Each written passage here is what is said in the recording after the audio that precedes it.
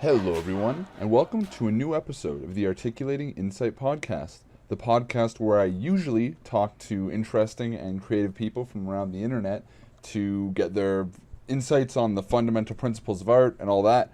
But today's a little different, just because I felt like doing another solo episode, like the first episode I did with the introduction, just because I've had some stuff on my mind lately, and I also couldn't really find a guest in what I thought was a timely manner. So I was just like, you know what? I got some stuff in my mind. Why don't I just shoot off for a bit and go off about a few things that have been running around in my head.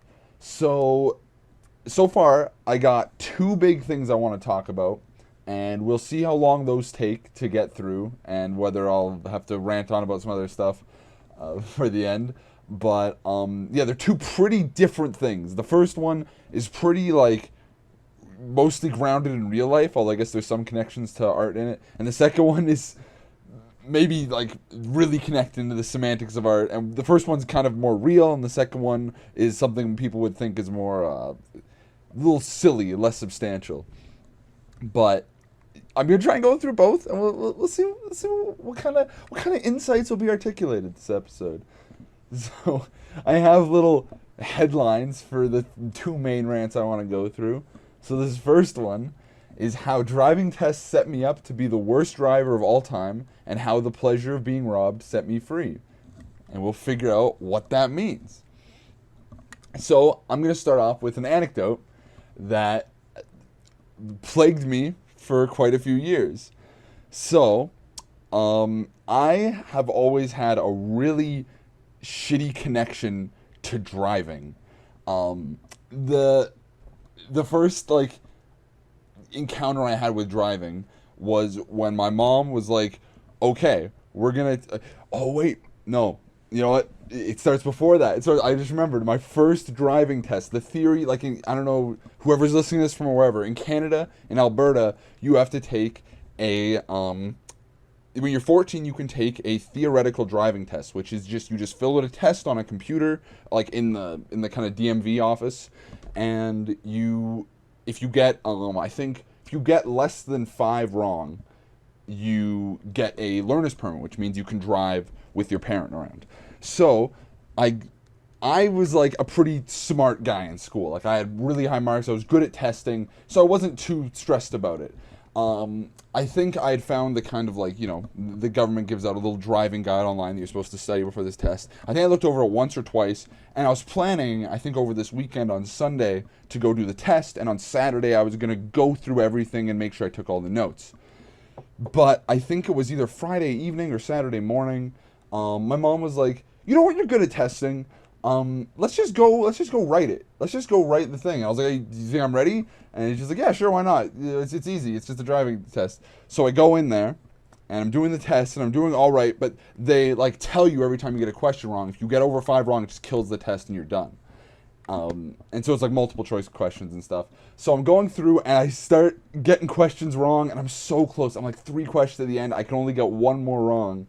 And I'm caught on this kind of yellow light question. It was screwing me up, and I selected an answer and it was wrong, and I gotten them all wrong. And I was in a hormonal mood that day. I was 14. I was still going through all that stuff, and it hit me in a bad way. Something about just being so close, just to almost having that, and then I failed that the test. And I walked out and I was like, I failed the test, and the lady at the front, she's like, "Oh, okay, yeah, no problem. You can take it again soon." We had to pay $100 for it just to take the test because that makes sense. So we go in the car, and I'm sitting next to my mom, and for some reason I just start crying so bad. I'm screaming, crying, and yeah, me and my mom get home, and we had this massive argument. I think it was just one of the worst arguments I ever had. I don't even remember what it was about. I think I just something about how I didn't deal with it well or whatever. And it was a really shitty day. It was one of the shittiest days of my whole childhood. Just writing this stupid driver's test. I think it just hit me so bad that this is something everyone does, and I couldn't figure it out. Even though, because I guess everyone does it through studying the fucking book, which I didn't do. I looked over it once or something before, and I thought I could do it. So yeah, anyway, just the fact that it was this publicly mandated thing. And I done all these really specific things and like hard math questions and stuff in school, even though like fucking middle school, it's not like nothing hard, but it still, it was like, it was something publicly mandated that like everyone could do that I couldn't. And I know friends who did it the first time and it pissed me off that I couldn't do it. So yeah, a few weeks later, I actually read through the material, go in, I get past the test, I got my learners. Then the first time I go to drive with my mom, we go to this country road. We're driving slow. I'm driving like a good bit, and we're trying to figure out, you know, acceleration, braking, all that, like, you know, all the lights and the fucking wipers and turning and all that. And then a fucking dog just runs out of someone's farmhouse, runs up to the car and starts jumping on my door when I'm going, you know, pretty slow. I'm probably going like, you know, 30 clicks or something. And this, like, I was just fucking, it freaked me out so much. And I think that was the only time I ever drove with my mom too, because she's a pretty nervous person like I was, and I think she was always kind of nervous to drive with me to begin with. And then something about like that experience. It wasn't just the dog. It was a lot of things, but it always felt like there was bad omens hanging over me every time I tried to drive. So I was really nervous. I didn't drive much with my learners until, I don't think I drove much at all, like with my learners, like after the initial dog experience. I mean, a couple times after, but until I was 16 and I could go get my full license, where, again, in Alberta, in Canada, you have to go take a driver's test, where they'll mark up to 75 points off of shit you do bad, and you have to do like a parallel park, a hill park, you know, general driving shit, drive around, you'll go to uncontrolled intersections and stuff. And so, I knew I wasn't going to do great in that, so I went to a driving school, or like a little, you know, summer driving school, where they have a theory portion, in a class where they just, you know, reiterate all the stuff from basically the theory portion of the test, which you wouldn't be, I don't think you're actually tested on, but it's just part of the driving school. And the reason they have that is so they can give a test at the end of the driving school and certify that you know all the rules of the road and all that. And so that test at the end of that driving school, it's like a certification that you have, and then it helps reduce insurance, and they also know about it when you do your driving test. And there's also on the road portions of that driving school where you go with a instructor, and the instructor sits in the passenger side of the vehicle with their own brake in the special car, and they drive you around. And I was always super nervous. I feel like if I looked back, I did totally fine in the theory portion of the class. Actually, you know, it was a course, I paid attention, and I got a really good mark. And then, but on the road portion, I'm sure that I made the dude probably so nervous. I remember there was one time we were pulling into a gas station, and I messed up the acceleration of the brake, which is like the worst thing you can do. And we were lurched forward, and he held on the brake, and he didn't seem to acknowledge it, but I'm certain he knew. Like, how could he not know that I'd just fucking done that? So, yeah, everything about it was making me so nervous. And I drove with my dad a bunch of times, but the thing is when I'm driving with these other people, I'm always thinking about what they're thinking of what I'm doing. You know, it's not like I'm not driving practically, like I'm not driving what makes sense. I'm thinking about what the fuck is the person next to me thinking? What's my dad thinking? What's the driving instructor thinking? And am I following these rules of the road that I still don't really have a good grasp on? And I don't know with their experience, because they were both like, you know, my dad's been driving for like, I don't know, at least 30 years, like driving for a long ass time. Driving instructor probably even more so, because this is fucking job.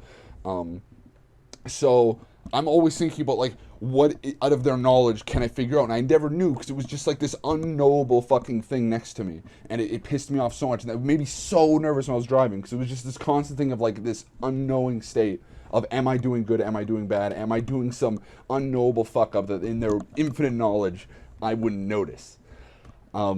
So it was just, every time I drove, it was the worst thing. And so we signed up for the fucking driving test. I practiced with my dad a bunch. And I go there, and I'm just so nervous. But, you know, I've been really nice. I got this really nice old guy. He saw I went to driving school, like, on the forum and stuff. He's like, oh, you went to driving school. Cool. So we go. I fuck up the parallel park, I remember. And which I remember hearing from people was an instant fail. Like, if you hit the curb on a parallel park, you failed the test. And I did that. And the guy was like, oh, just try again. And I tried it again. I think I got it all right. I don't remember it being great. And then I was being just super careful driving. Like, anytime we came to any sort of intersection, even if the other people had yields or stop signs, I would still slow down and check and stuff like that, because I was so paranoid. And he marked me some points off for that. And I kept making like weird little fuck ups that he kept marking me off for. And then eventually, when we park at the end of the fucking test, I park on the fucking curb. Like, I literally, my fucking top, like, front right wheel goes on the fucking curb. And then I just look at the guy, and he's like, you want to fix that? I'm like, yeah. And I back off the curb and park a little better. And then he shows me the form, and he's just like, okay, you got 75 points. So, like, points are a bad thing. He's like, you got 75 points off. The maximum we allow is 75. And then he goes to circle the bubble that says fail. And then he looks at me, he looks at the thing, and he's just like, you know what, screw it. And then he passes me. And he's like, yeah, you're passed, cool. And then he gives me my, we go inside, and I get my license, I get my picture taken, I get my license. And I felt relief in the moment, but I felt gross. And every time I thought about driving, I thought about that moment where it wasn't my skills, it wasn't any understanding, it was just some weird sense of pity and generosity from this dude that had given me this thing. And I felt like I had cheated the system. I felt like I didn't know how to drive. The feeling I had of unknowing when my dad and the instructor were in the car were totally valid, and I was unbeknownst to these rules of the road that everyone who drove was conscious of. That's what I thought. And that there was this cloud of unknowing that I had no access to when it regards to driving. So I didn't fucking drive after I got my driver's license for 4 years. For 4 years, until I was 20. Because I felt like I was a danger to people, because I didn't know what was happening. And then, last year, I got a job where I had to drive to. And I was like, I have to get a job now. I can't use transit. I have to drive now. And I have my license. I put it on my resume. I told them I have my license. So I have to do this. And I told my dad about it. My dad's always so gung-ho. He went and bought a car for me. I paid for it, but he found a car for me to buy. I swear I paid for it. That wasn't a Freudian slip. I actually fucking paid for my car because I'd had prior co-op jobs and stuff, and I had money saved up. So, yeah. I got this car, and then I remember I went and just drove on my own a few times on the path to work before work started, because I didn't know if I could drive, and I was still under this impression I couldn't drive. I drove by myself. I threw on some tunes on the little CD player, and I was just like, I think I'd actually driven with my dad a couple times before that, just because I didn't trust myself to go driving by myself after 4 years. And I was still really nervous whenever I was driving with him, and I made some stupid mistakes. I kept kicking myself over. But that first time I drove by myself, it was like this door unlocked, and I realized it wasn't that I didn't know anything about driving. It was just that I was trying to access this wisdom knowledge that you can only gain through experience, and I was denying myself that experience by thinking I didn't have it. So it was like a self-destructive prophecy or something. So when I drove it myself, it was like driving is a practical thing. Like, you drive to get from A to B. And I was just like, you turn your turn signal to tell other people you're turning, you stop before you turn, and then you turn. You don't have to fucking think about all the time about all these fucking rules that are in the fucking driving theory and shit like that. Absolutely, you should try to be cognizant of the rules of the road, because there's reasons for that, and shit like roundabouts, stuff like that can be dangerous if you don't know them. But as long as you pay attention and treat it functionally, you will be okay. And if you're being cognizant of all these rules, you will be okay, because driving is not a fucking field of unknowing. It's a tool. It's a fucking tool. And the reason I in the title I bring up how the pleasure of being robbed set me free was right around that first time I drove. I watched Josh Safdie's first feature, The Pleasure of Being Robbed.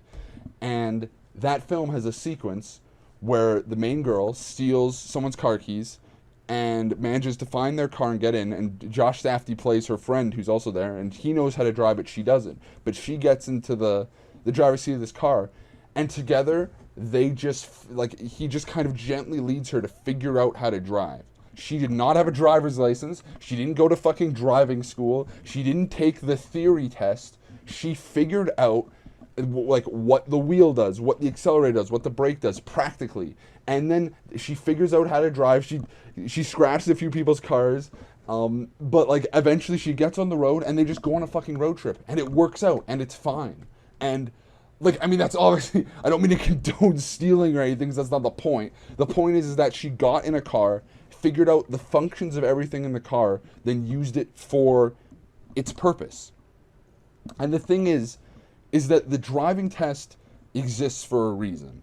The driving tests, I mean, in a cynical way, it exists for the DMV and the government to cover its ass and be like, oh, there's shitty drivers on the road. It's not our fault. We have this test that weeds people out, and it's a hard test. We do advanced driving techniques. I mean, not advanced, but like, not everyday shit, like parallel parking and uncontrolled intersections and roundabouts and stuff like that. We test these extreme cases, and it's not easy to pass necessarily, and it wasn't easy for me to pass. It technically was easy for me because I did pass, but I mean, whatever. No, it wasn't easy. I had to work at it. And so this system is in place to cover their asses. This system is not in place to make you a great driver.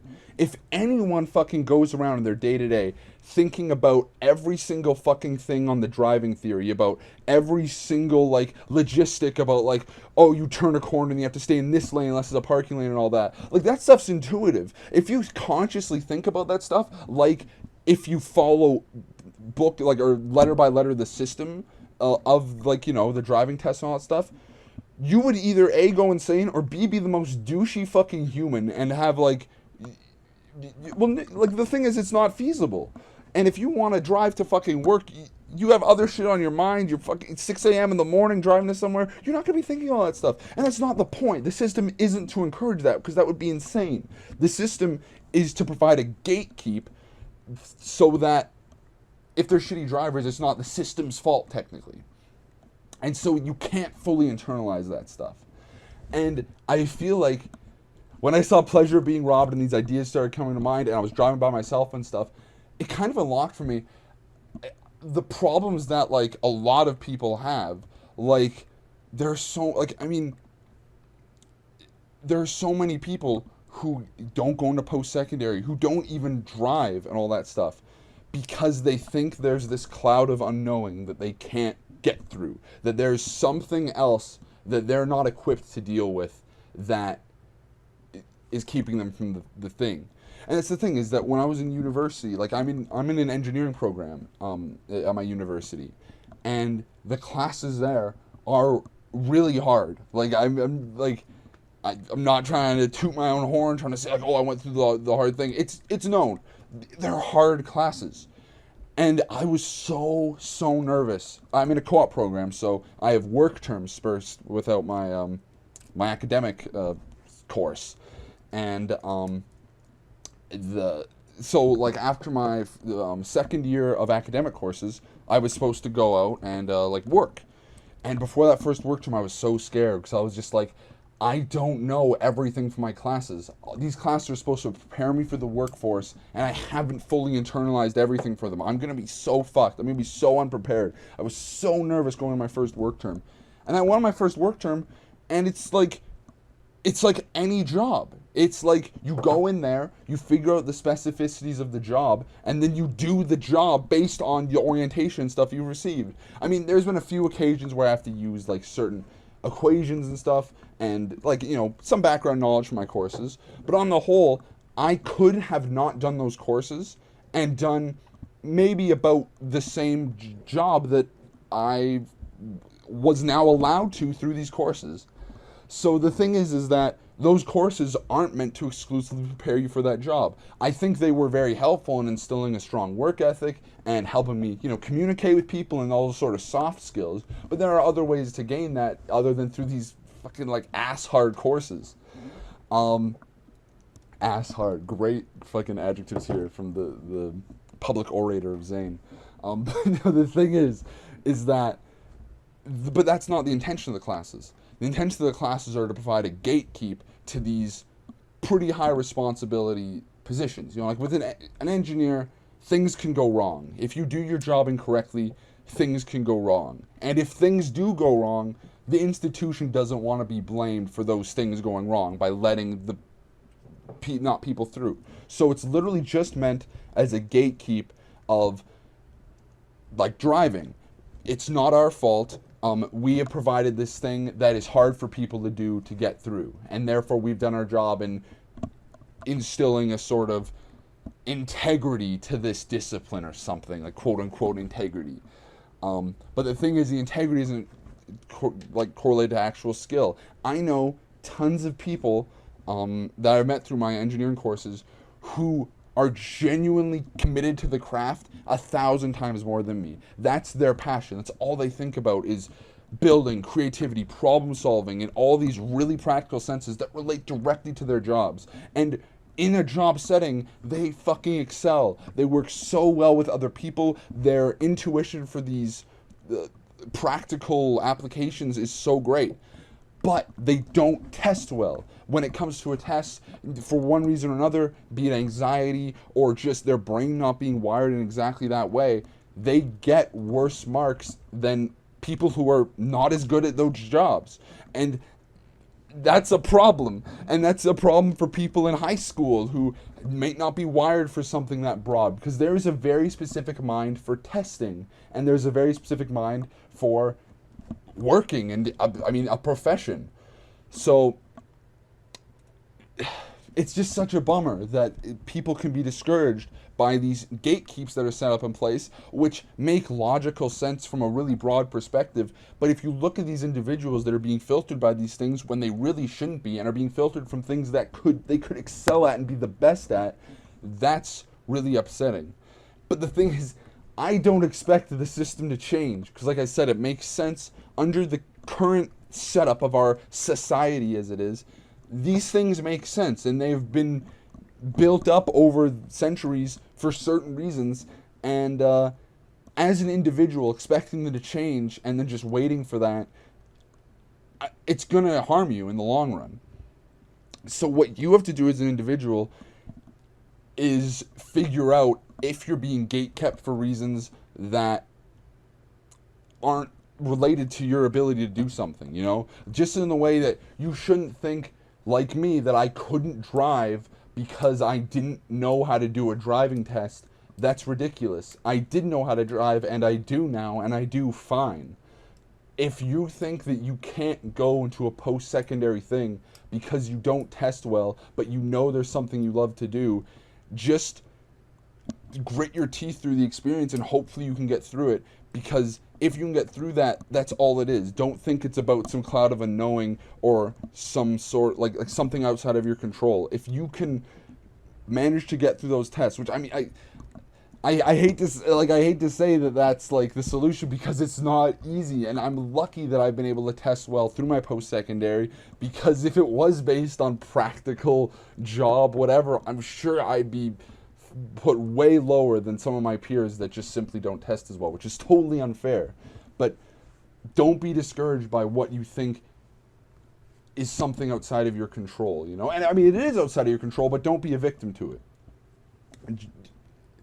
It, like, just for like a basic analogy of what I'm saying, if you all the time you think about building and structures and like the way a house is set up and all this stuff related to architecture, but you didn't do great in your math classes in high school, fucking try anyway and just figure out ways that you can manipulate the system to your benefit through school. And if you can manage to somehow scrape by and get that degree, not with the best marks, just get an architecture degree, and find some way to get a job through manipulating a different system of interviews and applications, then you're on your way to realizing a place for you, you know, like a job that you're suited for. And don't let these stupid fucking systems that are meant to self-justify themselves keep you from that.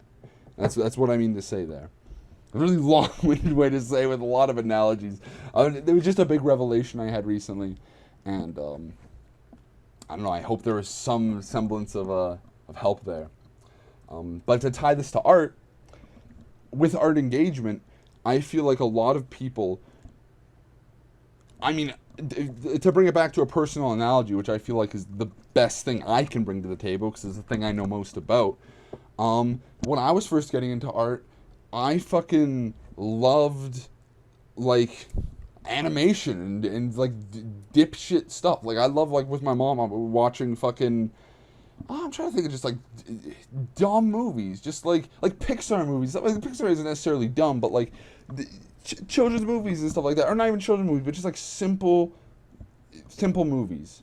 And then suddenly, when I started going online more, seeing all the film canon and all these big charts, I was like, oh, I have to watch fucking artsy movies with my mom. So I show my mom like Persona. I watched Persona with my mom. I watched fucking Three Women with my mom. I watched so many artsy movies. Oh, so many artsy movies with my mom. And she hated it. And I wasn't even fucking trying with it that much. It was cool, but I didn't know why. And it's good. It was good to kind of broaden my horizons like that, I guess, a bit. But at the end of the day, it was like, I mean, I just got finished watching episodes of Demon Slayer with my mom, and I had an awesome time. I'm just glad I've moved past the point where I feel like I have to force this idea of good art on everyone. Like, I was getting pissed at my mom. It's like, oh, you don't get Persona or Three Women because you're brainwashed, and these are actually great films, and you have to look past these things. It's like, she was never gonna like those films. That's not her sensibility. And for the vibes, I don't like. I would rather on a stupid night go and watch like on a night where I'm just want to relax, watch something else, you know. So don't let the preconceptions of like this is artsy cinema keep you locked out. You know, like don't feel like you have to fucking watch Bellatar and Ingmar Bergman and all that shit. Even though like, there's good stuff in there, absolutely. Don't feel like that's all you need to watch. Don't feel like you have to engage with these foreign movies. Find your own sensibility. Go look through the canon to find what you're interested in. So don't stagnate in the comfort zone, obviously, but find your sensibility and don't feel the need to conform to that. Which is, you know, shit I went off in the first episode. It's just, it's the same way it's a gatekeep, you know, like the same way the driving test or post-secondary institutions work, like I just covered. The highest rated letterboxd films and like the preconceptions regarding foreign and old films are, I feel like what's become that in the art scene. And don't let that think you don't get art because you don't get these certain movies.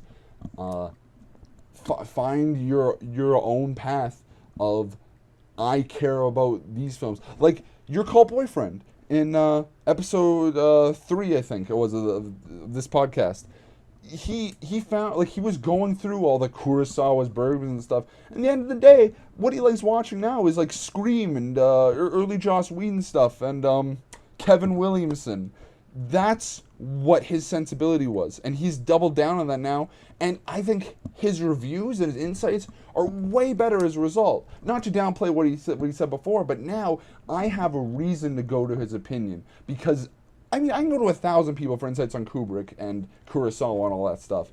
But for insights into fucking dangerous behavior and gossip and stuff like that, I'm going to go to Your Cult Boyfriend now. Who else am I going to go to? And he's got a great personality and all that stuff. So that's where you find the real art engagement and the real art critique is through that personal experience and not just conforming to what you think good art is, because that's different for everyone. Yeah, I mean, I think that's the end of my first rant there. I think that's the end of rant number 1. What time are we at? We're at, I'm at about 28 minutes now.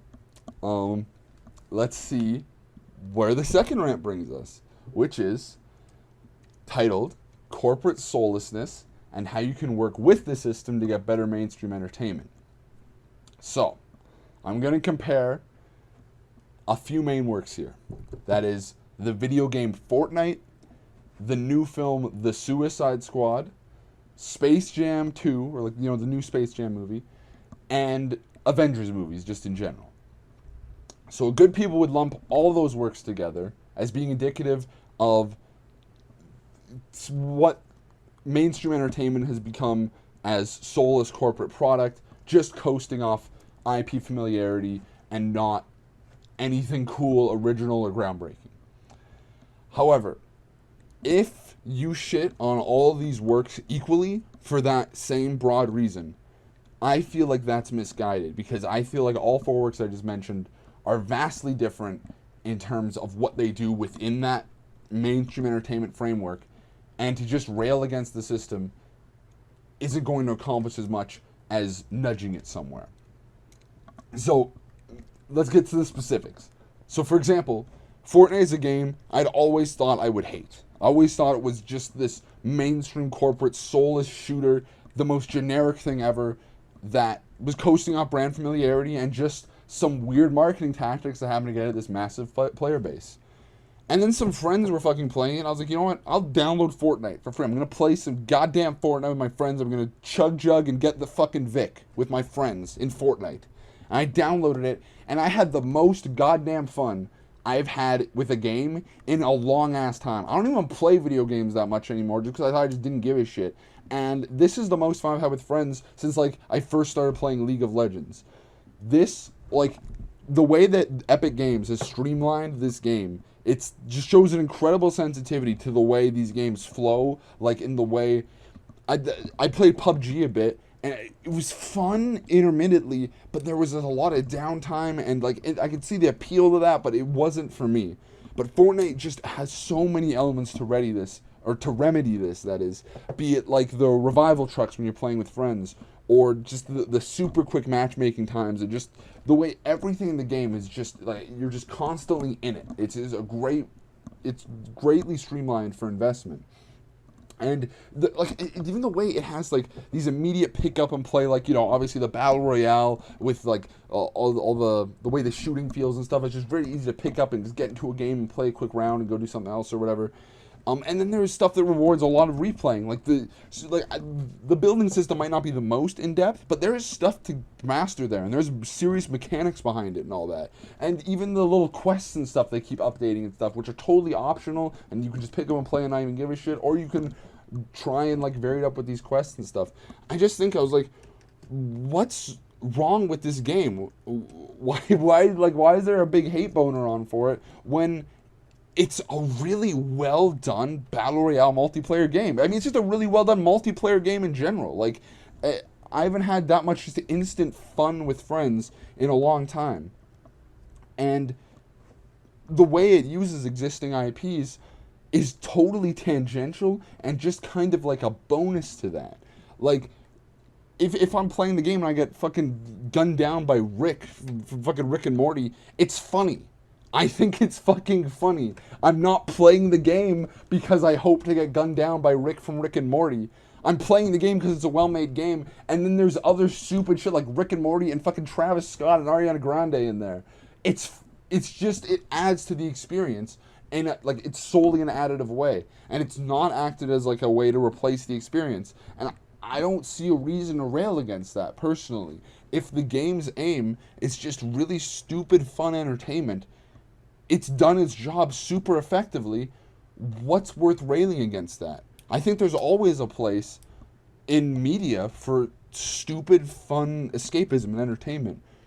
So if something's good at that, I don't think we should say that it should do something more when there's a place for both serious, thoughtful works and stupid mainstream fun stuff in the media world, to me.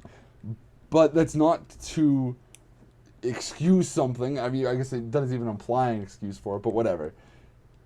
Compared to Space Jam 2, like, you know, the new Space Jam reboot, that film is dog shit.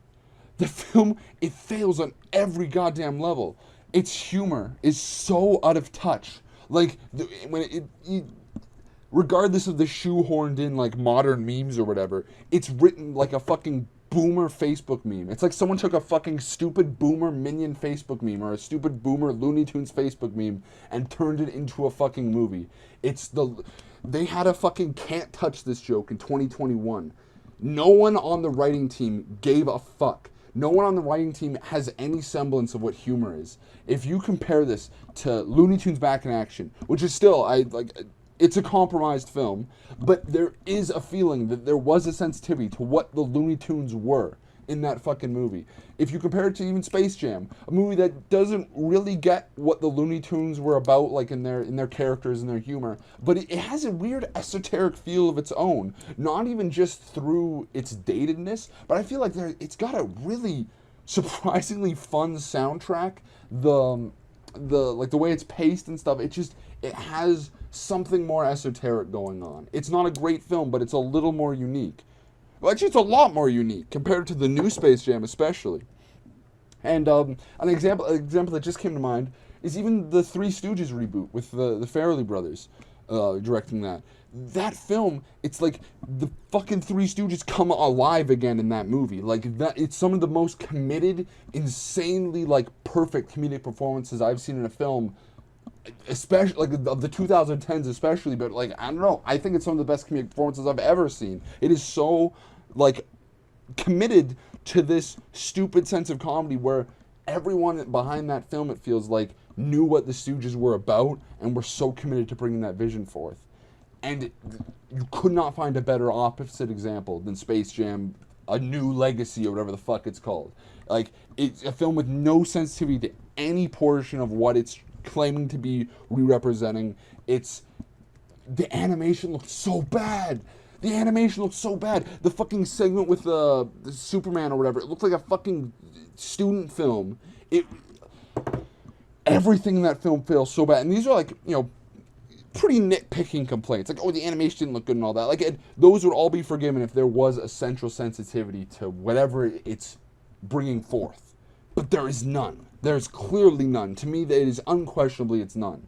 And this is a film I am totally fine to dogpile on, despite it receiving a great deal of ire, well-deserved ire already, because it is an example of everything you can do wrong when making a work of art. And so we shouldn't hold to the same standard something like Fortnite, which Fortnite does something well. Fortnite is fun. It's good at what it does as being a stupid, escapist, battle royale shooter game. Space Jam 2 is not effective as being a Looney Tunes movie, a comedy, a kids movie. It does nothing right. It fails. And that's something worth railing against.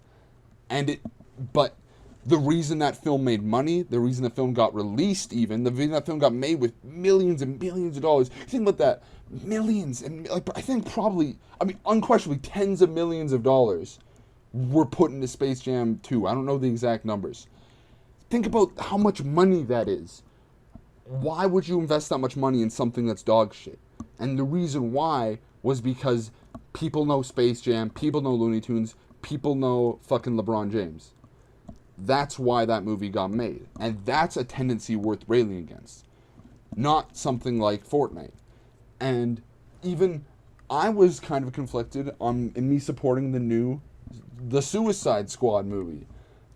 Because I'm not supposed to like superhero movies. I talk about the MCU a lot and how I don't like those movies. But I went and saw Suicide Squad with some friends just because they were going. And the movie looked good. It had a lot of room to breathe for its performers. Like, where every performer has these chance to express themselves comedically and dramatically. It's giving them a lot of space. And it has emotional arcs for its characters. Like, they're really simple emotional arcs. But, like, the most obvious example is, like, the Rat Girl, who I never heard of, no idea. I hadn't heard of really any of the characters in the movie beyond, like, the most basic level. But there was an arc there, and I actually was emotionally invested in this fucking movie. I was like, I'm having a good time. I'm having fun. This movie is engaging me. It didn't feel its length. It felt like I was just watching a movie, and I had a good time, and then I left. And I was like, that did what it was supposed to do really well. I never felt like that from an Avengers movie. Because the Avengers movies, to me, fail like that on every level. The films, to me, are not visually appealing. The films do not give its performers room to breathe much at all, to me. Especially, like, compared to the Suicide Squad, which gives a lot of room. And there are no emotional arcs. There's nothing I can latch onto that resonates with me personally in those films. And maybe other people feel differently. I'm just saying, to me personally, I'm not going to support those Avengers movies because they failed. So the Suicide Squad and Avengers movies are corporate product. They are undeniably films made by giant corporations to make money. But if we just discredit all those movies on principle, you're doing a big discredit to the people working on these movies that are trying to preserve things. Because, you could take any fucking, like, if you take an A24 movie, A24 is a corporation. A24 wants to make money. Anyone making a movie, because movies cost so much fucking money, want to make money. Why are we so concerned about, this is a blockbuster, I can't like it? If we work with the system, if every fucking Marvel movie was like the Suicide Squad, I wouldn't feel the need to rail against Marvel movies. I don't think there'd be a big backlash against superhero movies. Superhero movies aren't bad because they're superhero movies. Marvel fucking cinematic universe movies are bad because they're not well-made movies, and that's the fucking thing of it. And what people are trying to do through figuring out why these movies get made and stuff, that's why they rail against superhero movies, because that's why they got made. That's why they're bad. And why they're bad is because stupid people got a hold of them. But why they got made, despite stupid people working on them, was because they were coasting off pre-existing IPs. And that's the problem. But you can't throw that against every movie that has a pre-existing IP. And it's the same thing I was talking about with Jay in episode 4 of this podcast, trying to remember what, when I was saying that they shouldn't shit on Soul because of what they view as the infantilization of culture.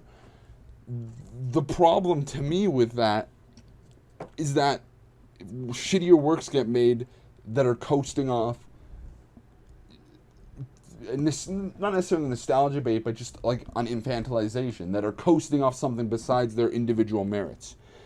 But with something like Soul, where it's a film that I think is valid from any perspective, from an animation perspective, it's still pushing forward the crazy shit Pixar's always doing. And from a thematic perspective, I feel like there's a lot to delve into that's very constructive there to me. I'm no problem supporting something like that. And I have no problem supporting something like The Suicide Squad, which is an effective piece of entertainment, and there's totally a place for that. So yeah, that's just thoughts I was just working out there. How far are we into this? Okay, we got some good mileage out of those. We got some good mileage out of those two rants. Now we're freestyling. Now we're going off the notes, off anything I'd kind of accumulated over these past couple weeks, and now we could just kind of do some reflection. Maybe we can do some reflection on the podcast. Maybe and go looking back on each episode. So okay, the introduction, it does what it does. There's some cool stuff there. I haven't re-listened to it. Who knows? It's gotten the guests that have been on this podcast on the podcast, debatably, because I've sent it to them. So it's done something. Episode 2 with Josh. That's a cool episode. It's really weird that that's the first one, because it feels like it's such a weird episode, because he goes off on a big rant at the start, which is like great because he's so articulate and passionate, and then we get in our little back and forth by the end. It's something interesting. I haven't revisited it since I edited it, but I remember having a good time. I still talk to Josh. He's so cool. He showed me his new short film, and it was so good. Oh my god, it was so good. Fuck it. You know what? I'm going to use this platform. Link in the description for Josh's short film, Failing Moons. It is phenomenal. It is the best mix. Like, a student film can be two things, I feel like. Primarily when you aren't in film school or anything. Like, if you're just, like, in high school or, you know, like out of high school, but just, like, with friends. To me, it's easiest to make two things. One is a stupid buddy movie. Like, not necessarily like in the traditional definition of buddy movie, but like you're hanging out with friends and you have your in-jokes and the way your friends act, and you exaggerate that and make unexaggerated, silly, fun work to kind of preserve this kind of sense of comedy you have at this time, and just kind of show around and have a fun time. Or you can make some weird, abstract, experimental, like filming lights in your house, flailing around, crazy, artsy shit. Which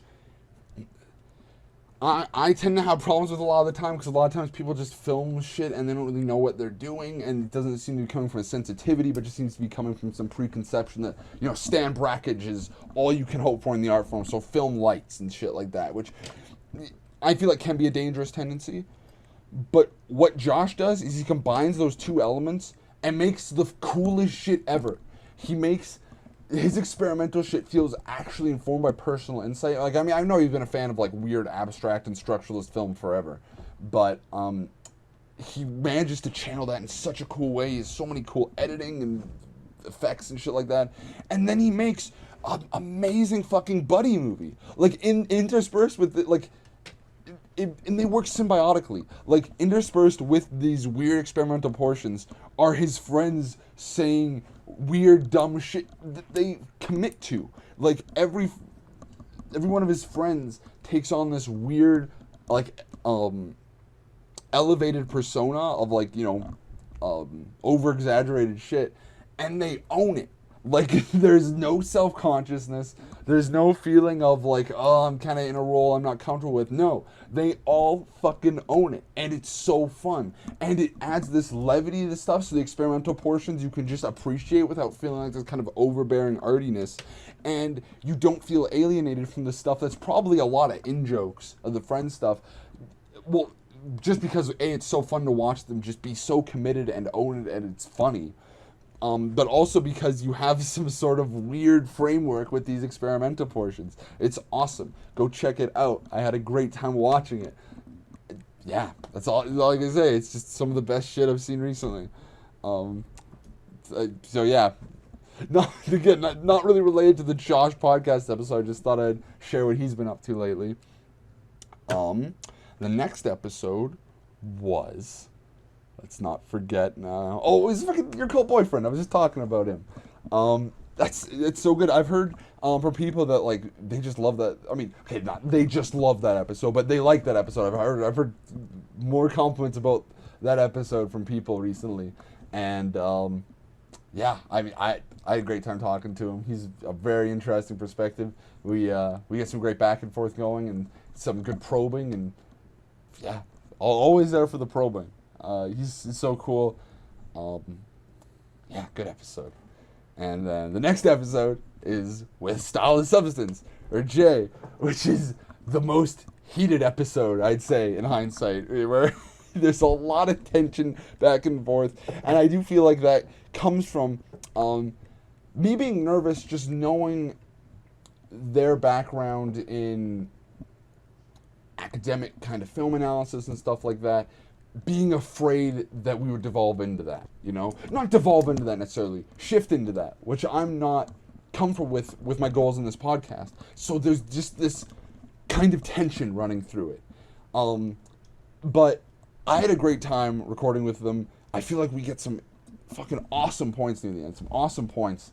And, like, there's actually, like, there's more recordings from that episode where we just talk for like an hour afterwards about just weird shit, like just esoteric, really specific films and stuff like that. It was a great combo. I had a great evening that night, and yeah, they were awesome to talk to. So yeah, I had a great time filming that episode.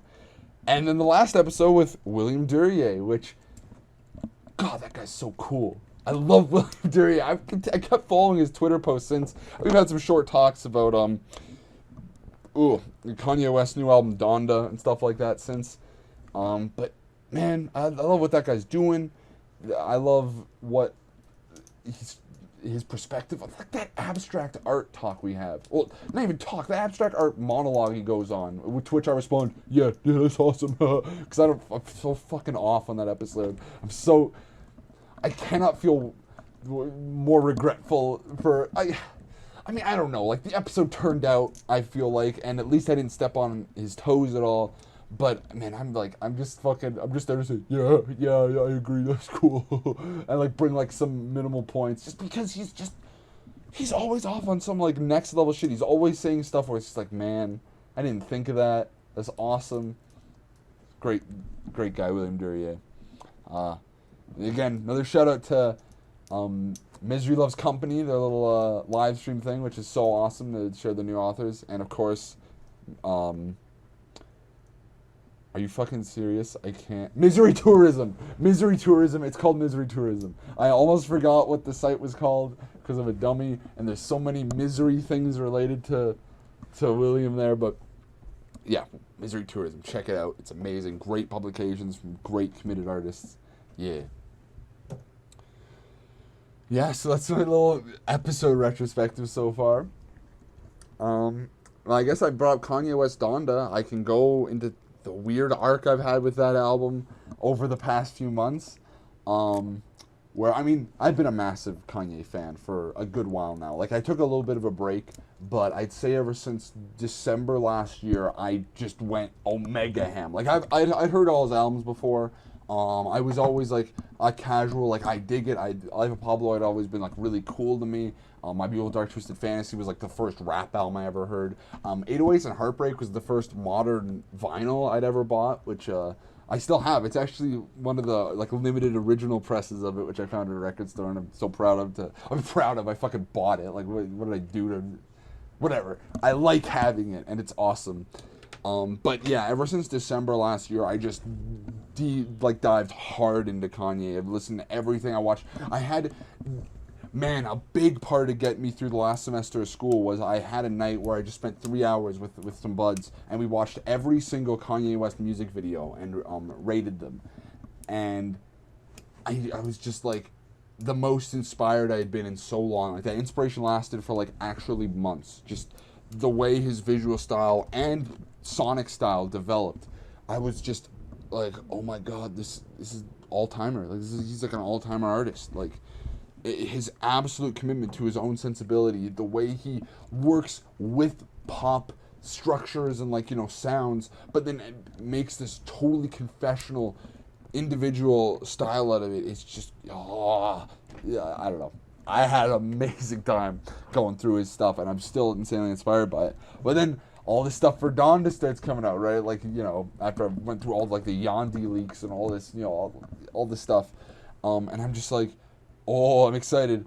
And then that first stream, I don't remember when it was, but like the first live stream he did on Apple Music, I went and signed up for my Apple Music free trial, and I sat down and with some friends, we all muted on Discord, and we streamed the whole the whole first stream, and I was like vibing.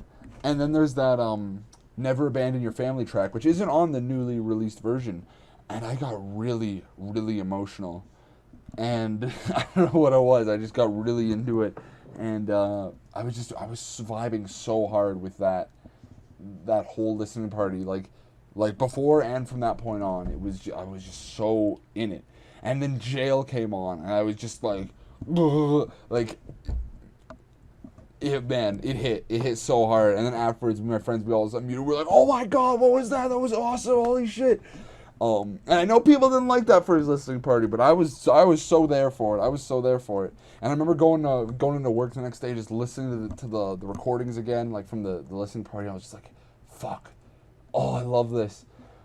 I had some reservations, some small reservations. Like, I wasn't, the way he used the sampling of his mom felt a little weird to me.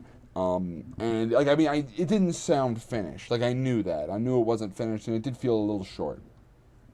And then we fast forward to the next listening party, and I was so pissed. I had some commitments with friends, and I couldn't watch it the night of. So I found a recording the next night, and I was in a fucking shitty headspace. I felt so bad that night. I don't know. I was just feeling so gross and done with shit. And I threw on that live stream, which also was giving me fucking being iresome to stream, just because the Twitch link was fucking buffering every 2 seconds for me, and I was trying to figure shit out. And eventually I found a recording of the stream, and I just watched it, and I was just on a fucking journey. I was on a fucking journey.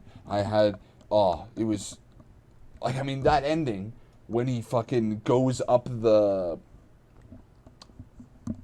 what do you call it, like, he's in the harness being lifted up while No Child Left Behind plays. I was just like, yeah, but he did it.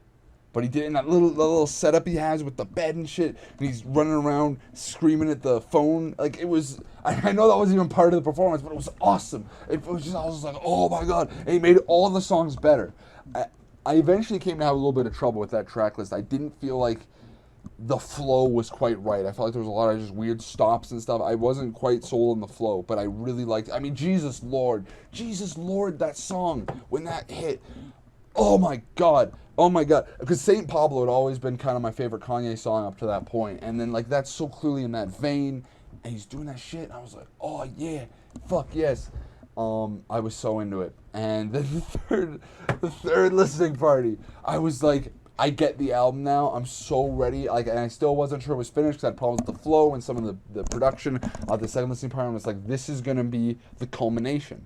This is gonna be him bringing this all together and making, like a Life of Pablo and My Beautiful Dark Twisted Fantasy. Like, this is him bringing it together, and we finally see the grand vision.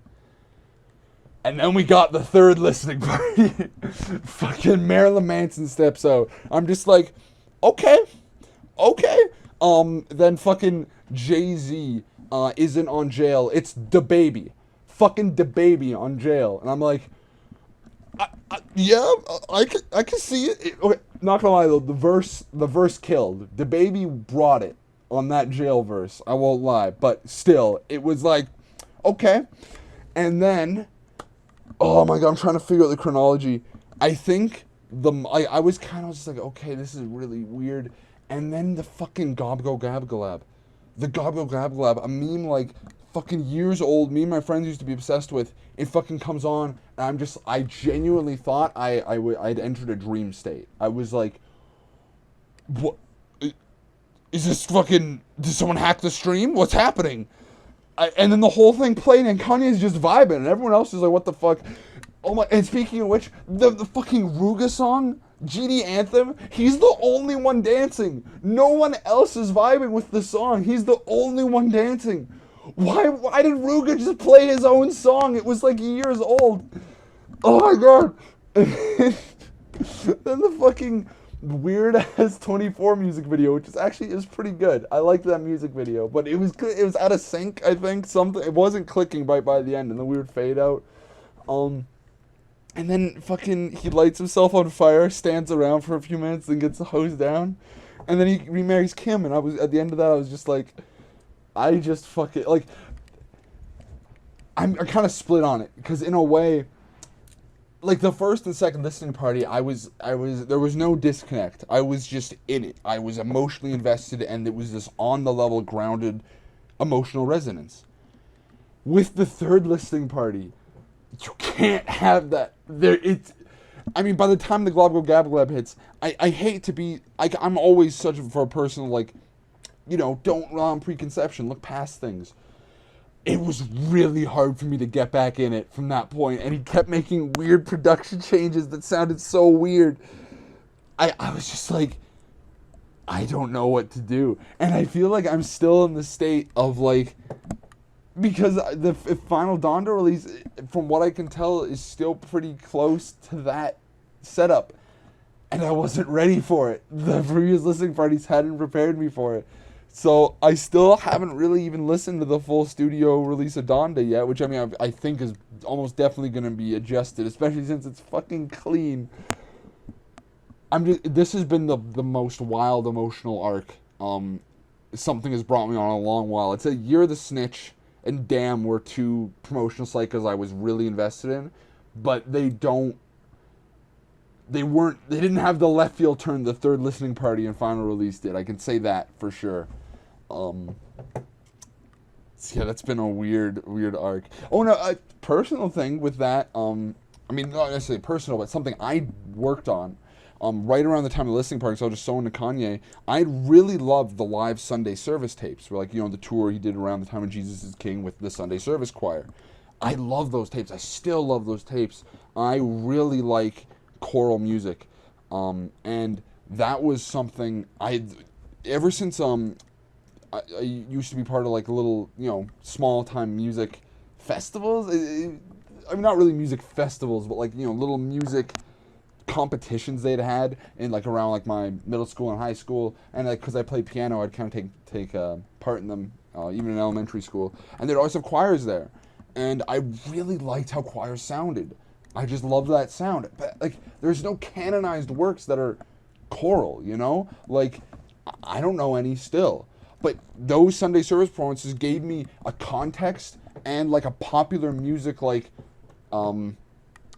position on a way to listen to choir music, and I was so into it. I pump those tapes all the fucking time. The Forum performance, the fucking the one he did at Le Bain or whatever in Paris. Fucking so many great performances. The Super Bowl Sunday one. Oh man, there's so many great live performances. But people didn't seem to rep them that much. Oh, how could I forget the fucking Week 2 one? It's called Week 2. He has a choral rendition of, or Ghost Town is on there with the extended version, which I think is kind of going viral on YouTube a bit, but still, like, that whole performance with the Will You Be There covers and shit. Oh my god, it's so good. Oh, okay. Sorry, I guess so into those.